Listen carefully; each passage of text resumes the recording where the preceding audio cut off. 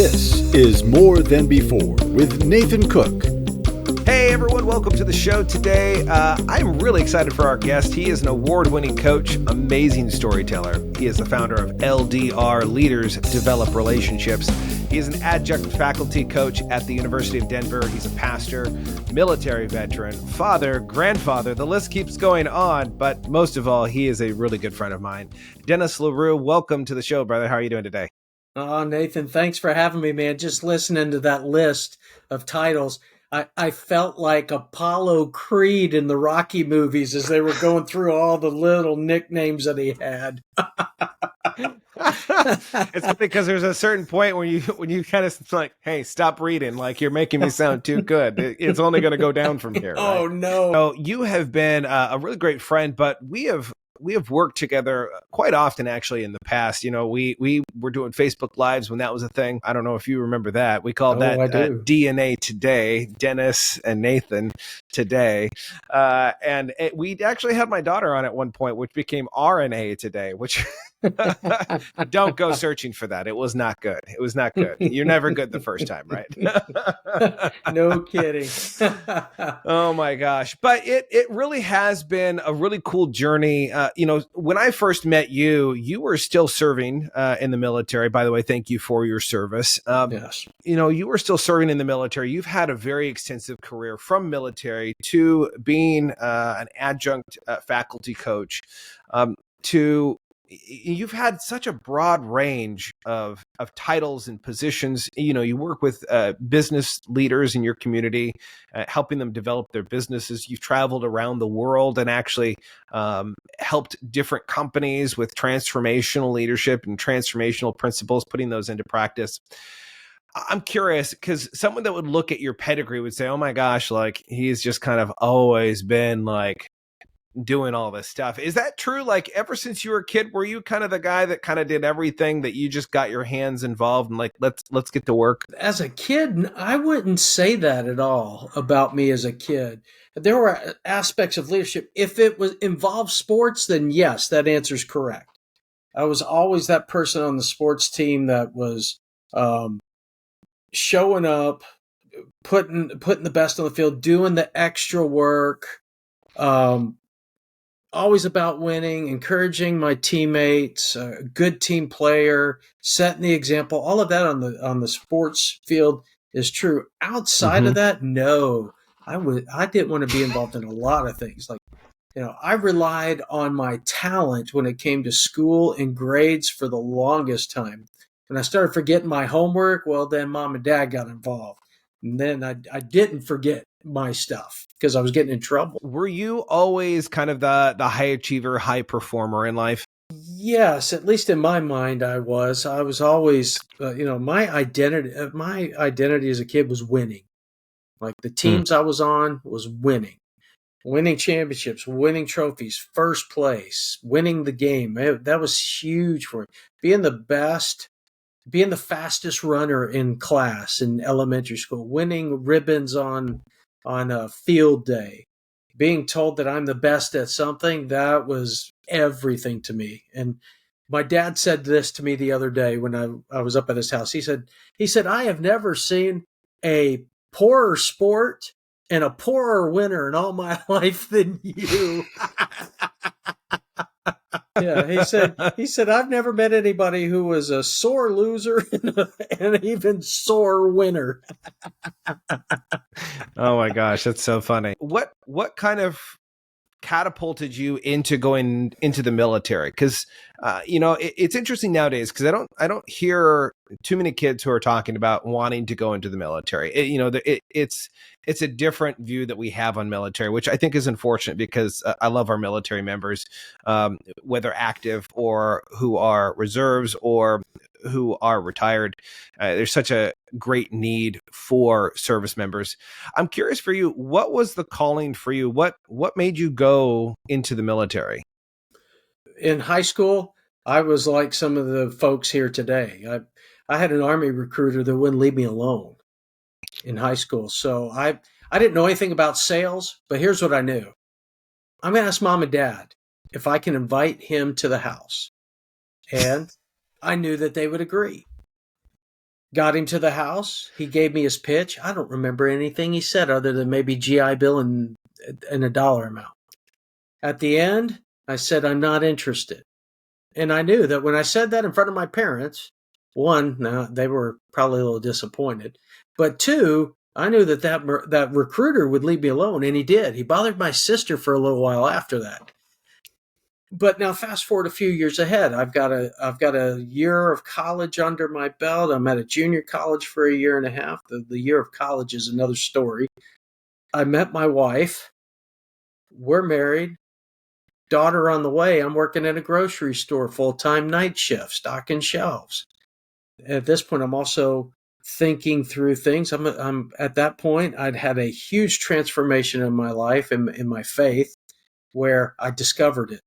So all this is going on, and one day my wife and I were driving home from, I'm not sure where we were driving home from, but we were driving by our favorite dating place, the Dollar Theater. That's about all we could afford.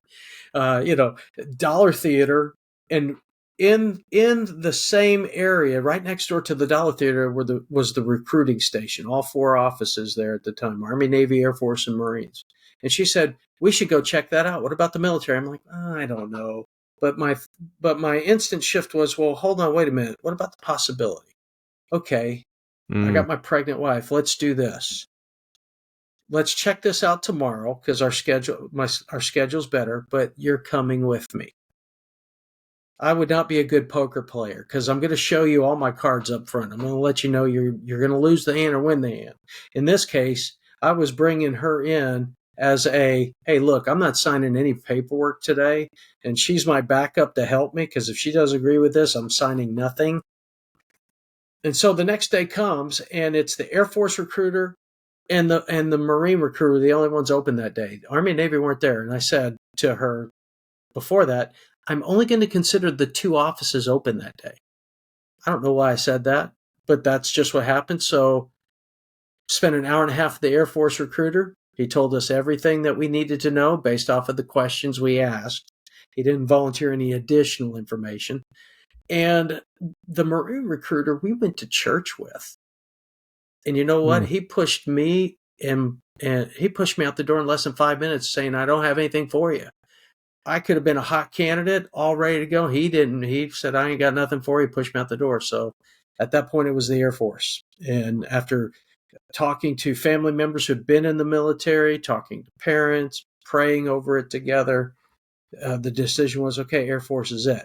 If we're going in, it's the Air Force. And that led into, okay, here we go, basic training. And the hardest part of that was going to basic training and before my daughter was born. She wasn't born until 2 weeks into basic training. So you factor in the toughest, all the stress of going in. The first 2 weeks of basic training were stressful because I'm adjusting to a whole new way of life, yelled at all the time, new things. It was just, John tells us it doesn't matter how deep it is if the water's over your head, right? Well, Yep. The water was over my head and I'm sinking. And on top of that, I'm stressed out because I've got a wife at home who hasn't delivered our baby yet. And and we didn't know at that time if it was a boy, if she was a boy or a girl or who it was going to be. And so I'm stressed.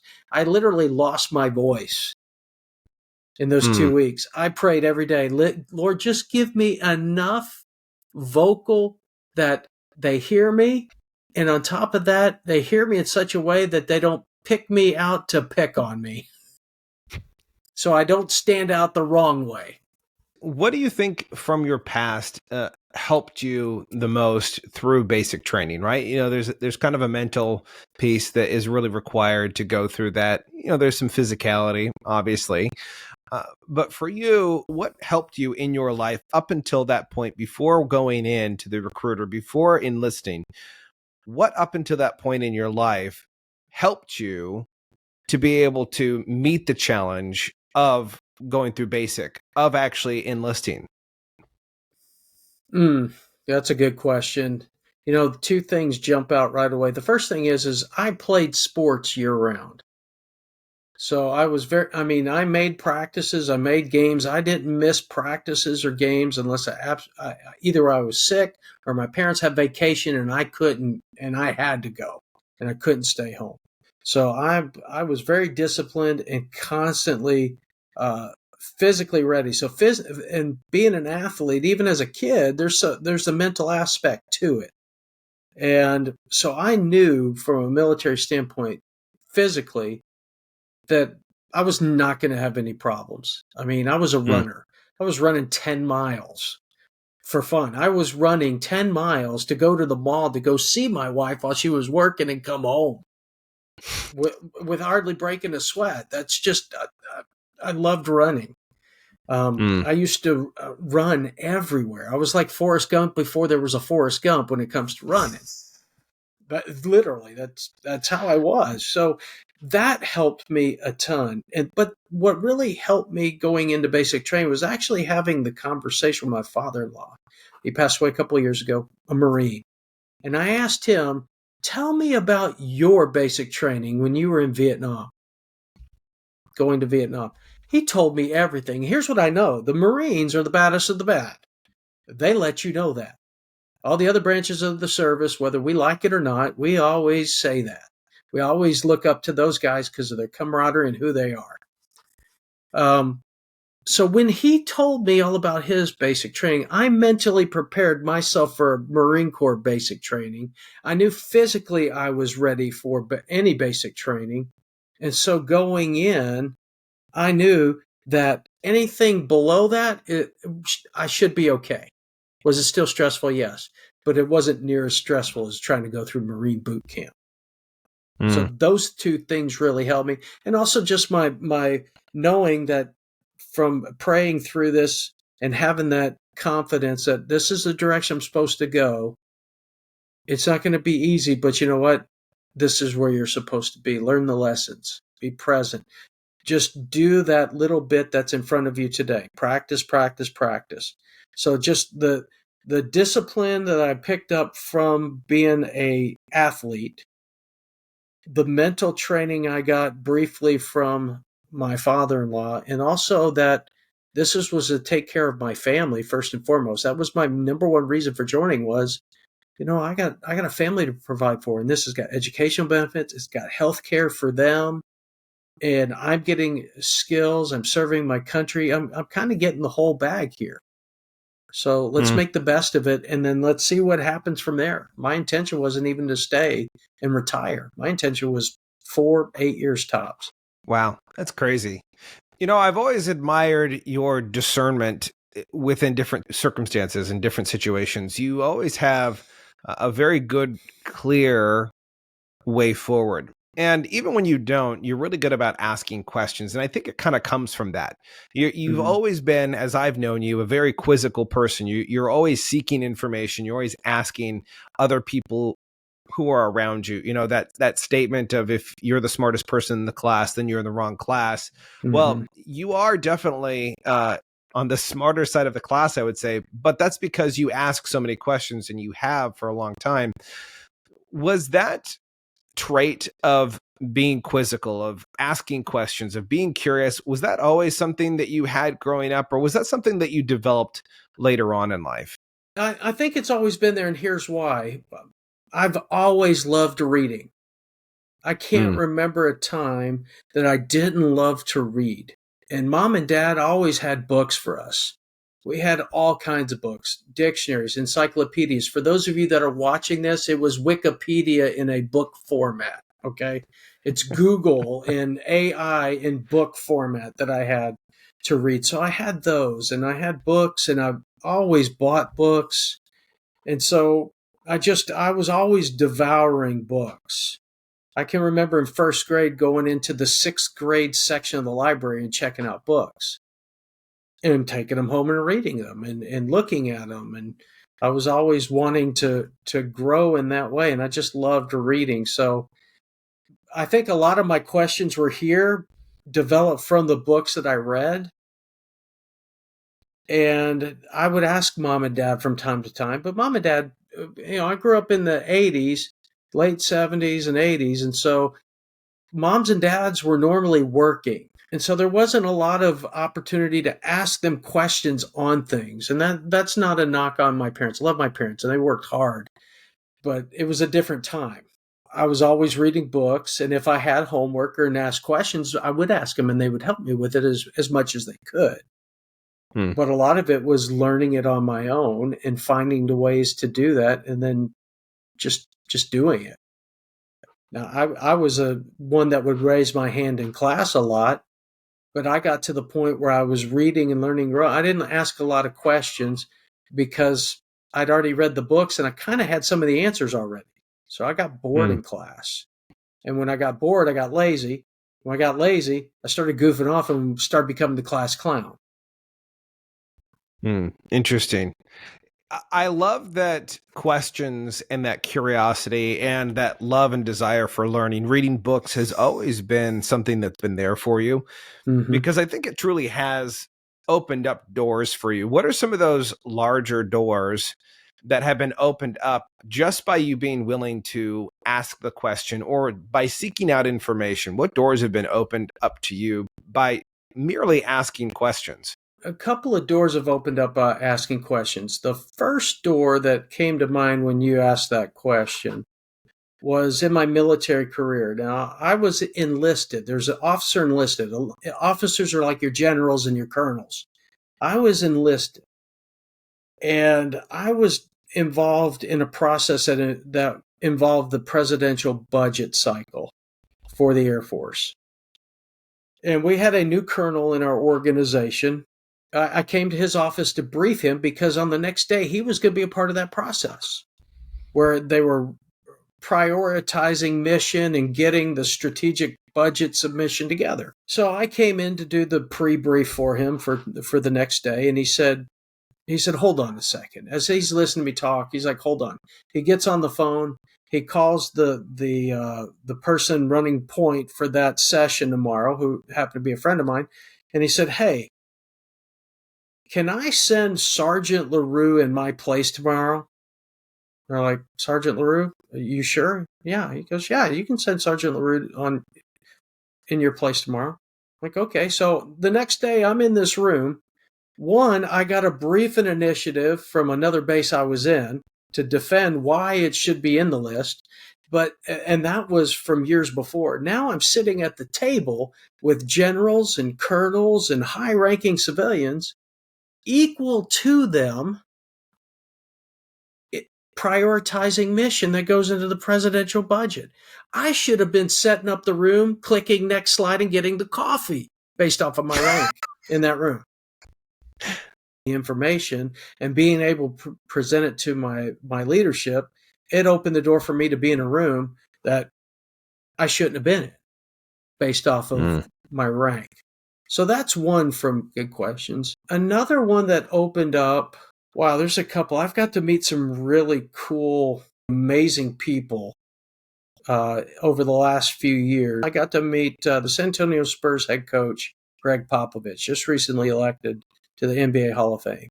And I got to be in that room because I built a relationship with an individual who gave me an opportunity to come to a very special event in the Spurs stadium. It's been renamed. At the time, it was the AT&T Center. Well, Coach Popovich was an Air Force Academy graduate and served in the Air Force for a short time. And I know that. A lot of people do, being here in San Antonio. Well, knowing that, I had the chance to ask him a question. Everybody else, this was an opportunity. It was a private Q&A with Greg Popovich.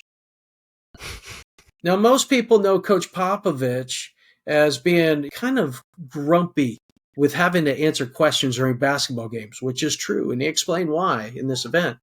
But, here are these people in this private one-on-one opportunity. There were literally only 20 people. And they got a chance to ask a Hall of Fame head coach one of the greatest of all time questions. And some of the questions that were asked were, you could tell by his response, it was a waste of his time. And so as I listened to him talk, I got to ask him this question. I said, Coach, you've been talking this whole time about how you develop the players and create opportunities and help them to grow. What do you do to grow yourself in the off season? How do you develop you? Who coaches you, coach? Man, he gave me a 10-minute answer. He gave me all kinds of things that he does and how he does it and what he does. And it was just such a great, I got my notes from it and I still have it. And then as he was walking off when he finished, I mean, he didn't give anybody else that long of an answer. And so when we finished, he's walking off and I just said, Coach, I'm retired Air Force. He said, really? And so we played what was your job in the Air Force and all that. And then I got a picture with him. And that was so awesome. And so that was one. And then another question was, I got to spend time with Notre Dame head football coach, retired, Coach Lou Holtz. And that was a question of asking John Maxwell, hey, I really love Coach Lou. His books I've followed him since I was a kid, and I love the way he coaches and how, John has mentioned how important Coach Wooden is to him. And I mentioned, that's how Coach Lou Holtz is to me. I said, how do I connect with him? John, I know he's a friend of yours. I'm not asking for any special help. How do I connect with him? And he told me. He gave me one short answer. And that one short answer gave me the opportunity to send Coach Lou a little note. And I just asked him for the opportunity to speak with him. If it ever, I found his address and I just asked if the opportunity ever presents itself, I would love to have 10 minutes and a cup of coffee with you and ask you a few questions. And I got that opportunity. I got to have a private 1-hour session with Coach Lou. And it was just amazing. Wow. Just got so much out of that event. And if I'm not mistaken, you didn't get the meeting right away. It was rescheduled, if I remember, because there were a bunch of things that were happening around the time. And there was a moment where you were like, man, maybe this actually isn't going to happen. Maybe I'm not going to get an opportunity to actually get to interview this, childhood hero of yours. How important is it to have the patience for situations to evolve, for them to grow? Because we live in such a fast-paced world right now where people are saying, go, do, push things to move faster, even when you're not ready. There are times where maybe you need to move forward, but there are also other times where you need to learn to pause and you need to wait for things to develop. If I'm not mistaken, this was one of those moments. Can you elaborate a little bit more on that, of the importance of waiting and the importance of being patient through circumstances for them to fully develop? In that specific situation, Coach Lou Holtz is a public speaker. He speaks all over the U.S. at least. He's got a heavy schedule. On top of that, he's a grandfather and has kids and family and everything else. So he's very disciplined and meticulous with his time. The time frame I was going to be there just didn't work out for him, and he said so. And that's okay. And being patient with that was for me, just the fact that he said, if we can do it, let's do it, was enough for me. I'd wait as long as it took for that to happen, because I really wanted to see him. How badly do you want this thing?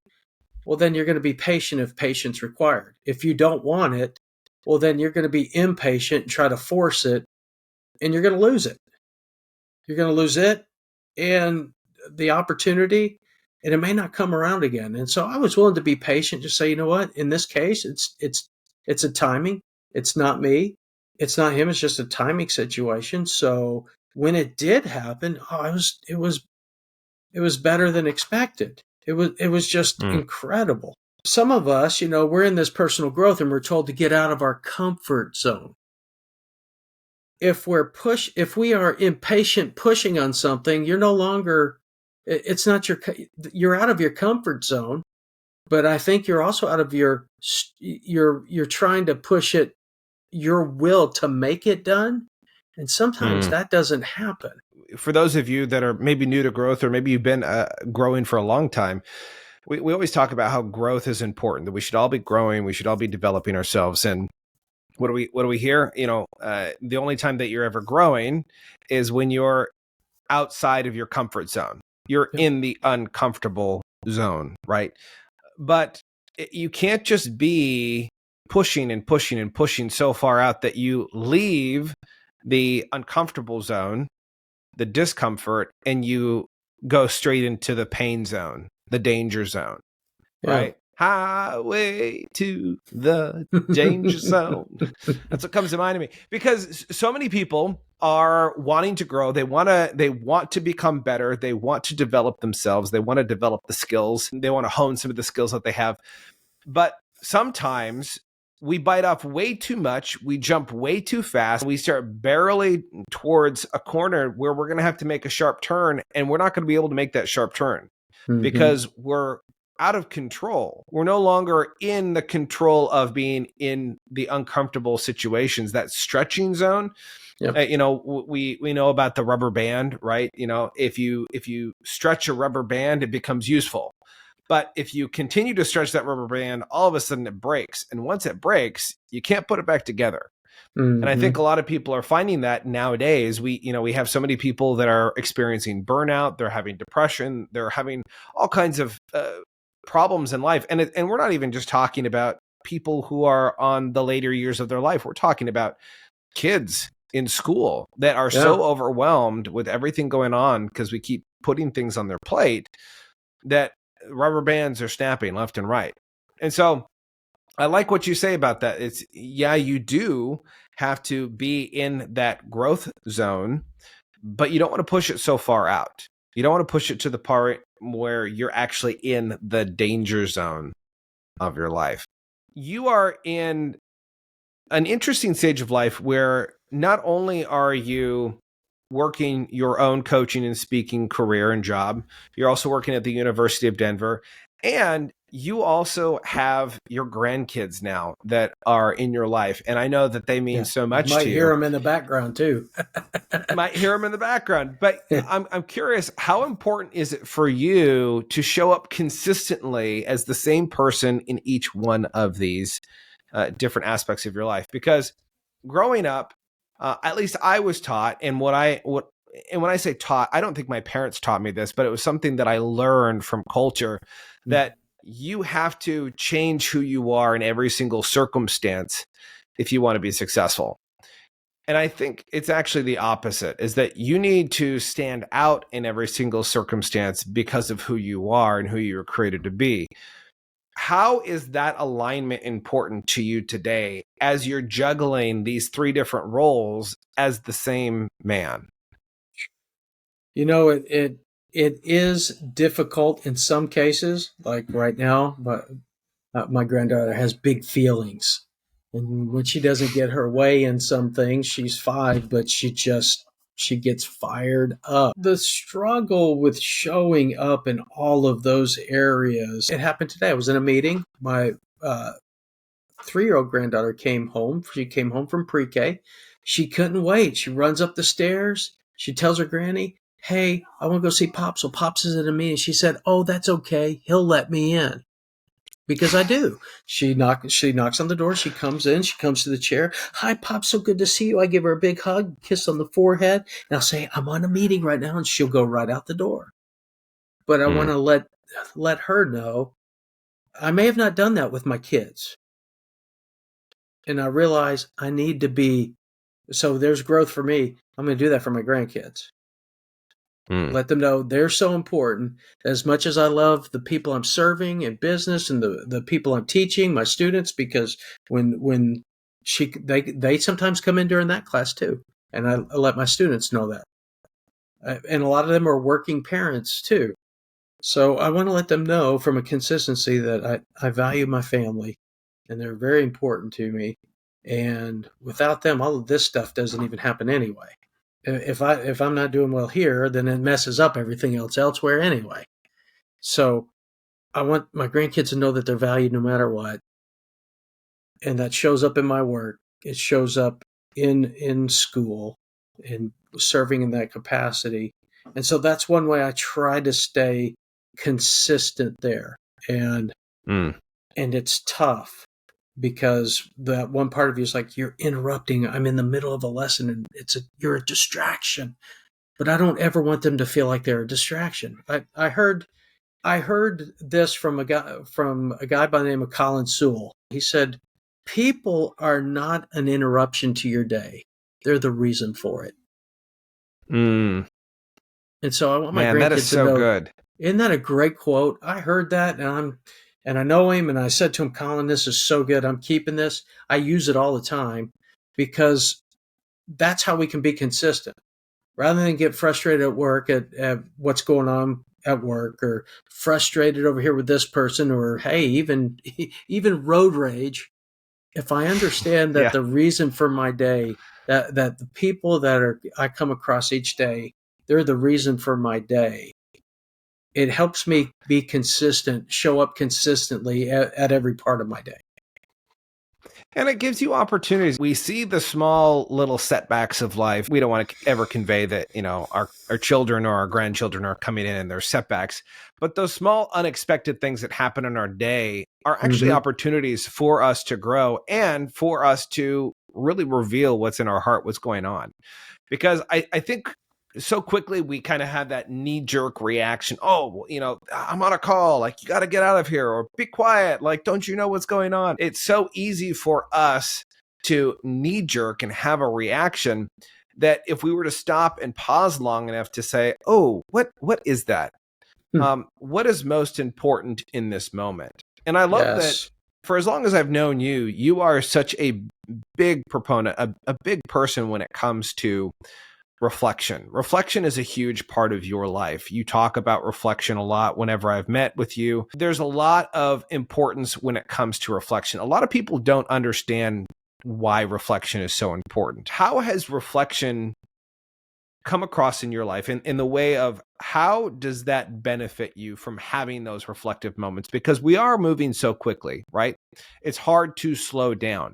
And while we feel like I need to keep going, I need to have that one more meeting, I need to watch that last little bit of that show that I've been trying to finish for a long time, I need to finish that book, I need to call that person, I need to write that email. How important is the reflective piece in your day? What does that do for someone who's kind of like, man, I don't think I should spend that time reflecting. I don't think it's really going to be a beneficial thing. It feels like one of those soft woo-woo things. What would you say to that person that doesn't spend time reflecting? The first thing I would tell them is look at your device. What's that battery up at the top look like? When it goes red, what happens? It goes dead pretty quick. We plug it in immediately when we see the red. Reflection is the charger that charges up that phone. The charges is the equivalent of the charger, but it's for you.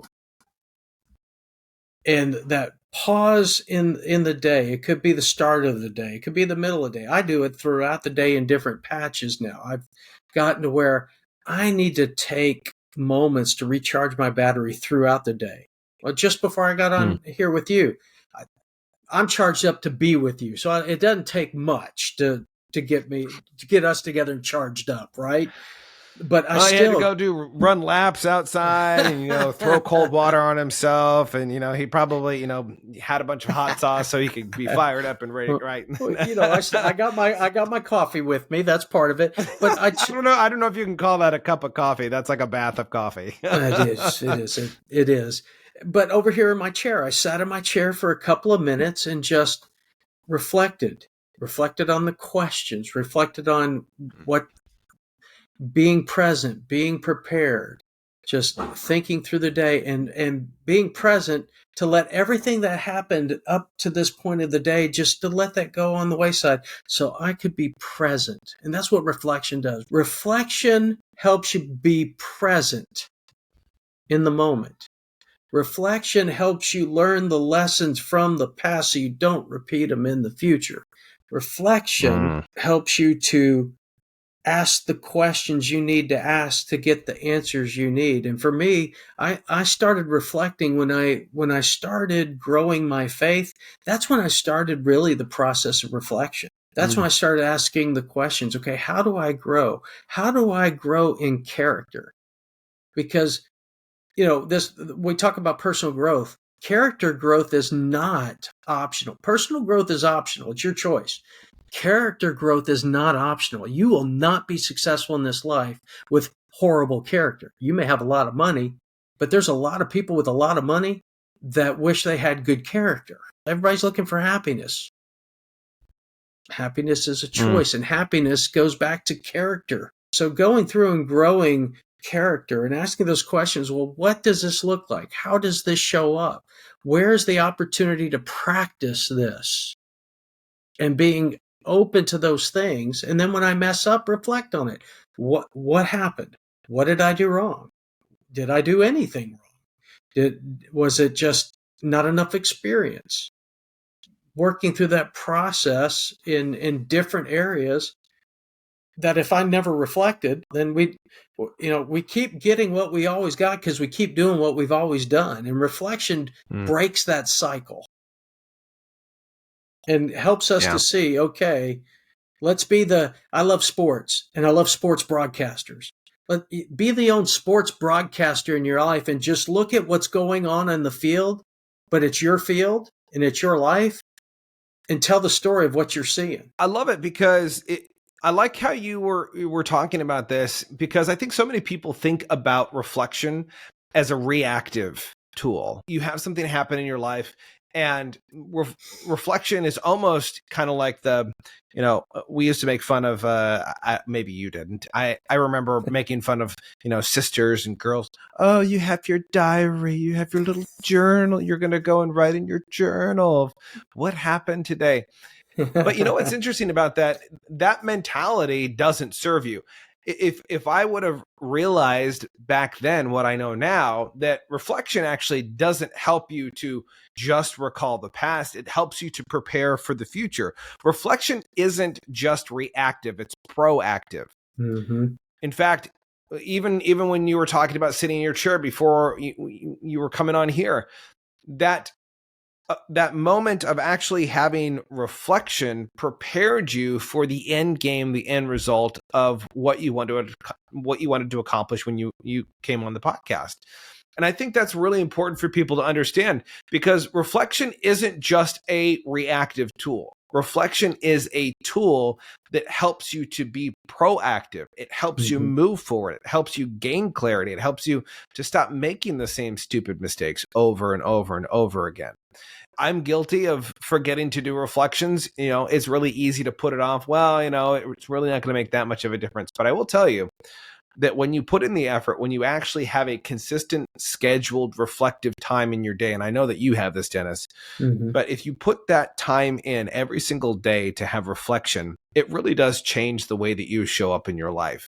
And when we change the way that we show up in life, we change the results of the people around us in our life. Dennis, you've served on the Maxwell leadership team for a really long time. You've invested a lot into being on President's Advisory Council for a number of years. You've gone on transformational country trips where you've paid to go to countries to teach leadership principles to transform entire countries.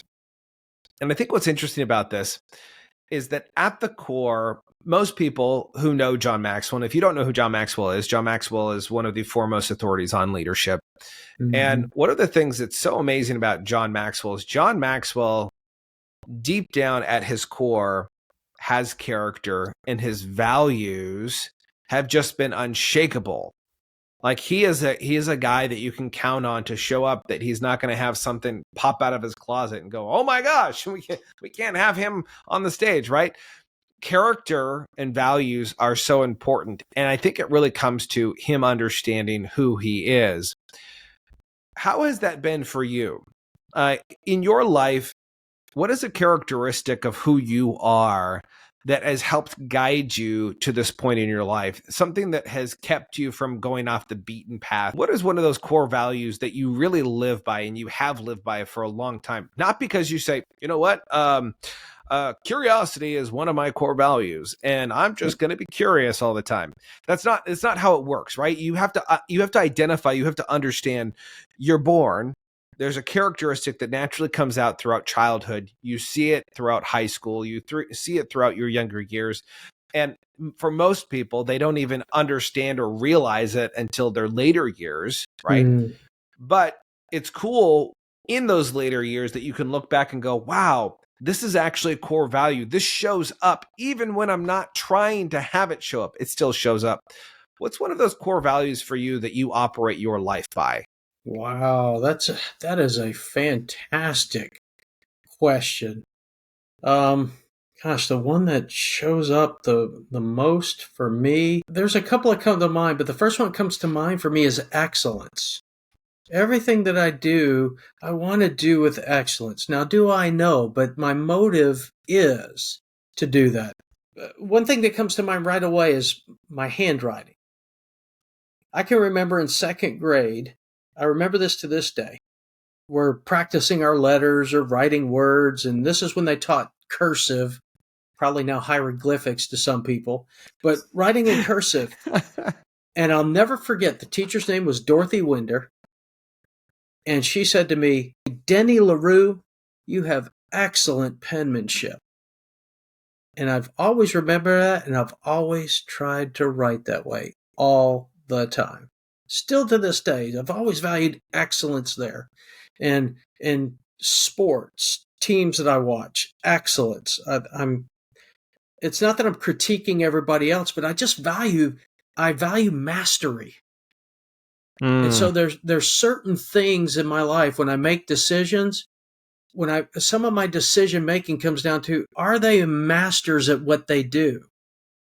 If they're not, I tend to not follow them, or I tend to not purchase certain things because I just value it. I can't explain it other than that people will call that in sports bandwagon fans. No, I'm not a bandwagon fan. My team that I follow was an excellent team for years, and they are known for excellence. They are known for being number one in other things. But I love watching other teams. They'll say, "How can you like this team? Because they're your rival." Well, because they're masters. They're master, like Greg Popovich, coach of the Spurs. Well, you're not a Spurs fan. I like the Spurs, and I value excellence and mastery. And these guys do that. Tom Brady's another one. So mastery is so important.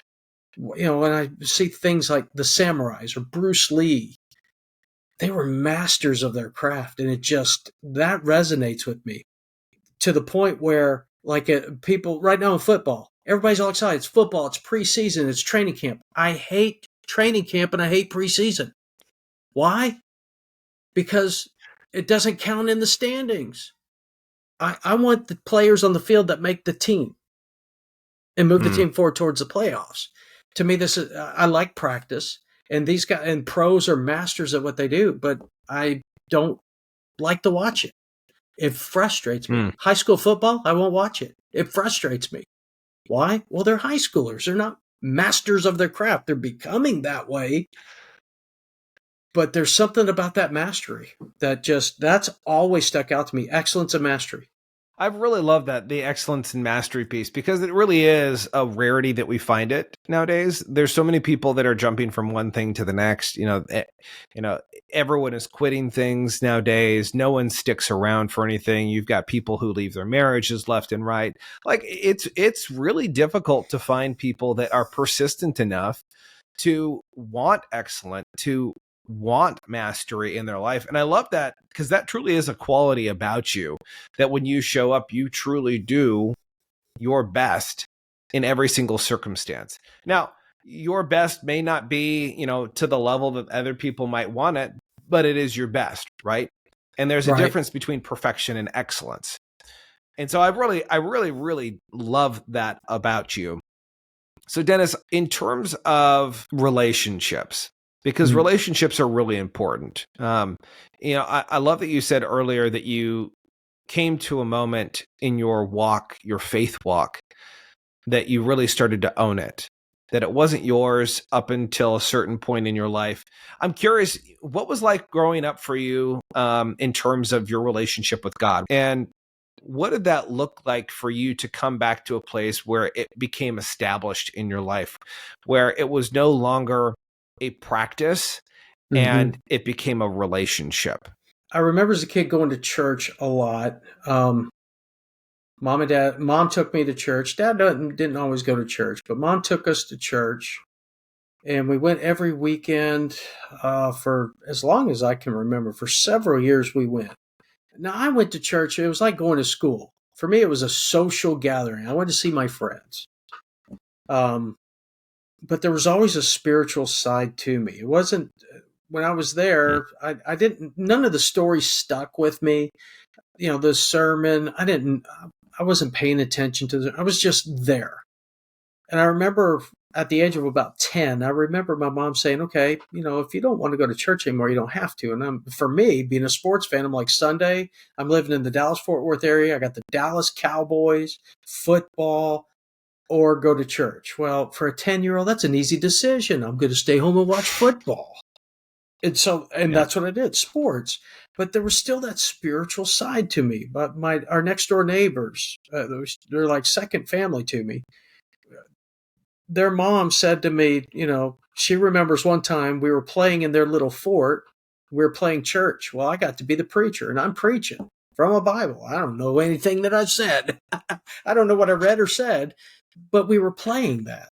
So that's always been a component of my life. And it wasn't until even in high school, I wrote a paper one time in high school based off of a magazine. It was a creative writing based off of a New Yorker cover magazine, and it was all spiritual. It was all about heaven and hell. And I can tell you, how many times I went to church during high school, and it was for weddings or funerals. It wasn't necessarily go to church, but yet that was a theme for me when I wrote this paper. So it's always showed up, but it wasn't until I met my wife, and we were dating, and I started going to church with her, and I started listening, and I heard sports from the pulpit. That's when the first time it clicked. I heard the preacher say something about football in the pulpit, and I said, they talk about that here? What? In church? No way. Let me see if he talk about things outside of the Bible, right? I couldn't believe it. And I started growing and listening, and then my wife shared with me the gospel, and I responded because I knew she was the one. Well, my initial motive was, this is the person I'm supposed to spend the rest of my life with. If I'm not meeting up to what she needs, well, then I need to start asking some questions. And I remember going back to questions and introspection, pulled out my dusty third grade gift Bible. I'm 21. I'm blowing the dust off of it. And I get by the bed and I'm like, all right, Lord, it's Dennis. We haven't talked in a while, but there's this girl and I really like her. And I think she's the one. And I don't know what this, being born again or saved business is all about, but I want to know what it means. And it was over the course of months that led to that moment where I realized, okay, you know what, I get it. Lord, now what's this relationship stuff all about? I don't want the get out of hell free card. It goes back to mastering excellence. I'm not here just because I'm in the cheap seats in the bleachers. I got free tickets from somebody and now I get to sit in the cheap seats.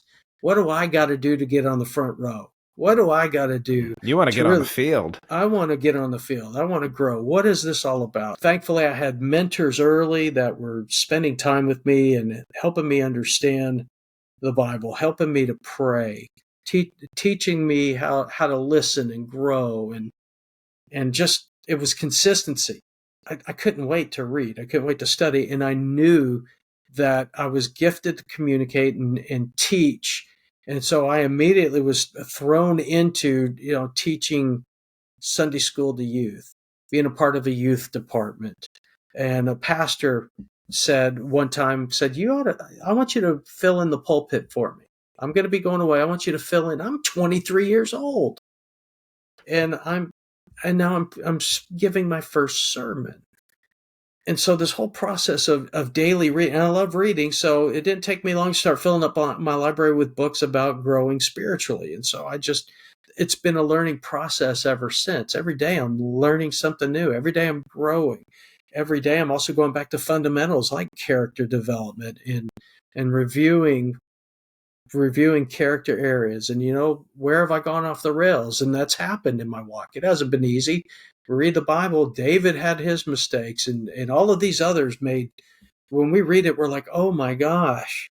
And yeah, I've had my, oh my gosh moments too. but it always just comes back to, okay, but I'm growing. I'm pulling out the weeds every day. I'm pulling out the rocks out of the garden.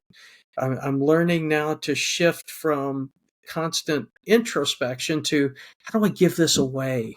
How do I walk this out? How do I spread, my two favorite terms are salt and light, because how do I radiate that image that's in me, but how do I make others want that image to show up in them too?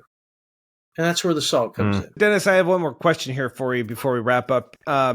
First of all, though, I do want to make sure, if you like what you're hearing today, make sure you follow Dennis. Find him on social media, but you can also reach out to him. Dennis, what's a good way for people to find you? A great way to find me is actually, I want you to go to my LinkedIn page, Dennis LaRue Jr.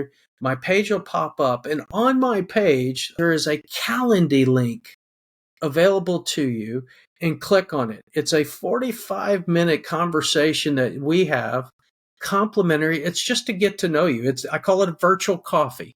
Let's have a virtual coffee together and get to know one another that way, because it's about relationship. So you can follow me on LinkedIn. You can follow me on Facebook too. But to really, if you want to spend time in a conversation, let's do that right there, because that's how I would love to support and get to know you relationally and serve you in whatever capacity I can. You are such a great coach because you are good at listening. You are great at asking questions, even more so. And you truly are a wealth of knowledge and have so much wisdom. I really appreciate you being on the show today. I want to finish off by asking you one more question. This one goes a little bit more deep. We talk about, I like to talk a lot about on the podcast about how it's really important to understand that being is more important than doing. Mm-hmm. We really focus a lot on being in our life. It's all about achievement. It's all about awards. It's all about money. There's a lot of those things that are out there, and it's good, right? It's good to be excellent. It's good to be a master of your skill. It's good to make money.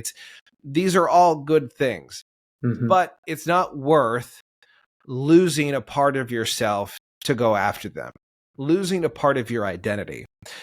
You have a really long, great career.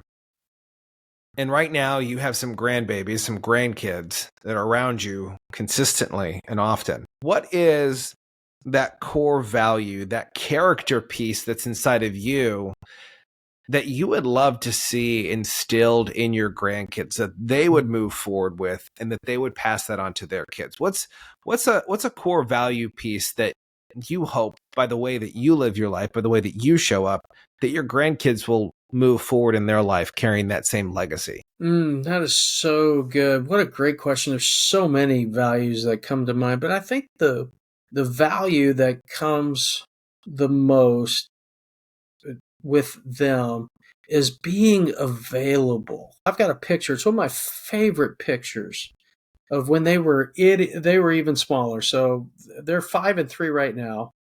They were probably 1 and 3. And they're on the floor like this. And I'm on the floor like this with them, and they are staring at me as I'm like telling them a story, and they are engaged. And the reason I love that so much is not only my present, but I'm at their level, and I'm getting down on the floor with them, and I'm playing games with them, and on the way to school now, we pretend we're in a pirate ship, and we're hiding lost treasure at the school, and we're constantly in this land of make-believe, so to speak, because that's where they are. And so I want to meet them where they are. I wish I'd have done this more with my kids. I don't know that I did this enough with my kids, but grandkids are a way to kind of break that the things you wish you'd have done. And so the one thing I want them to do for their kids is I want them to be available and present and invest quality time, quality moments, not time.